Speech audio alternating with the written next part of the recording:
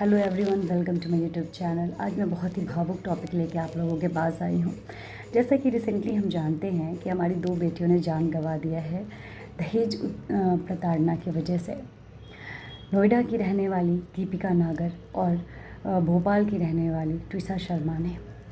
मैं इस पूरे इंसिडेंट में सबसे ज़्यादा ज़िम्मेदार उनके पति को मानूंगी, जिसे बैलेंस करने नहीं आया कि माँ और बीवी को कैसे बैलेंस किया जाता है, कैसे दोनों को समझा जाता है। उन्होंने माँ का तो समझा पर बीवी का नहीं समझा। वो भूल गए कि कल हो के उनके माँ बाप नहीं रहेंगे तो वही पत्नी के साथ उन्हें पूरी ज़िंदगी गुजारनी है। एंड उन्हें सीता जैसी कहते ना बीवी तो चाहिए थी, लेकिन वो राम नहीं बन पाए। तो इसलिए मैं सबसे ज़्यादा ज़िम्मेदार मानूंगी पति को। दूसरा ज़िम्मेदार मैं मानूंगी सास ससुर को, जिन्होंने उसे अपने बेटे को ब्रेन वॉश किया, फोर्स किया, प्रवोक किया कि तुम हम एक कहते ना दूसरे घर की आई बेटी को प्रताड़ित करो, उसे मारो पीटो, उसके आत्मसम्मान पे घात करो, उसके माँ बाप की गाली दो, उसे जान से मार डालो। उन्होंने ही प्रवोक किया। माँ बनना या ना बनना वो उसकी पर्सनल चॉइस थी। दोनों पति पत्नी साथ में बैठ के डिसाइड करते। ये सास ससुर का फ़र्ज नहीं है कि वो डिसाइड करे कि कब उसे माँ बनना चाहिए या नहीं बनना चाहिए। ये तो बहुत ही गलत है। मान लीजिए आपकी बहू काफ़ी रेकलेस एंड इम्पल्सिव है, ठीक है, आप उसकी फैमिली को बुला के एक बार सामने बैठ के बात तो कर लेते। अगर ज़्यादा गलत थी तो उसके माँ बाप को सौंप देते कि हाँ, इसे समझा के तब लेके आइए। किसी भी औरत को एक परिवार से आने के बाद दूसरे परिवार में परेशानियाँ होती ही हैं, और इस परेशानी को कहीं न कहीं एक औरत ही बढ़ाती है। एक औरत की दुश्मन एक औरत ही होती है। आप चाहोगे कि सीता जैसी बहू मिले तो आप भी तो कौशल्या बनो। आप अगर मंथरा बन के बैठे हो तो कभी आपका घर नहीं बस सकता।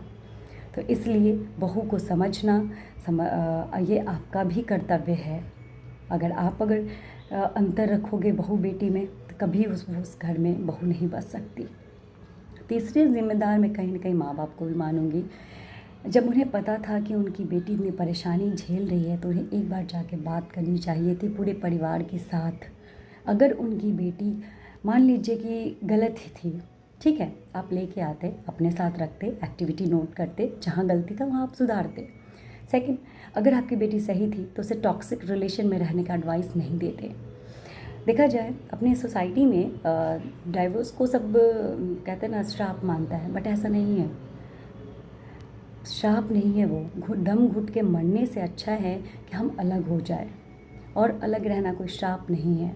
आज आपकी बेटी नहीं है तो आज कहते हैं ना ये समाज आपका कहीं साथ नहीं दे। कुछ दिन का ये शोशोबाजी है कि justice, we want justice and all, but आप उससे आपकी बेटी वापस नहीं आएगी।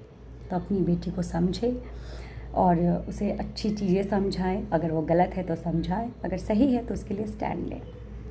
चौथा जिम्मेदार जो मैं मानती हूँ वो है हमारा समाज, जो कि अपनी संपत्ति का एक टुकड़ा अपनी बेटी को नहीं देता।